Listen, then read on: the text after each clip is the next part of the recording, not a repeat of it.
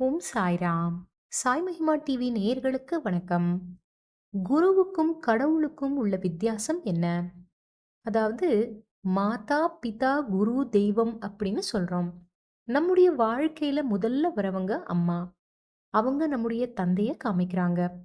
2 பேரும் நமக்கு குருவ காமிக்கிறாங்க அப்படின்னு சொல்லலாம்.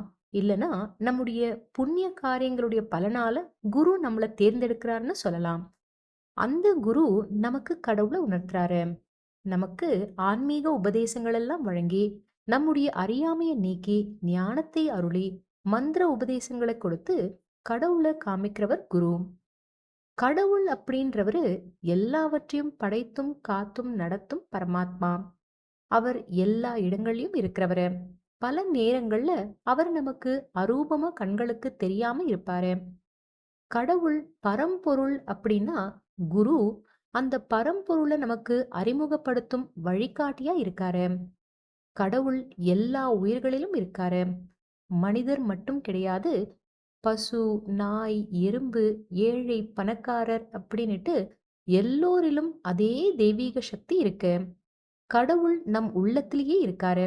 அவர நாம வெளியில தேட வேண்டாம். நம்பிக்கையும் பொறுமையும் இருந்தா கடவுள நம்முடைய உள்ளத்துல அனுபவிக்கலாம் அப்படின்றாரு பாபா. அதே மாதிரி உயிர்களுக்கு சேவை செய்யறதே கடவுளுக்கு செய்யற சேவை அப்படின்றாரு. நம்முடைய பாபா தத்த அவதாரம் அப்படின்றதுனால அவர் நமக்கு குருவாகவும் கடவுளாவும் இருக்காரு. நன்றி. ஜெய் சாய்ராம்.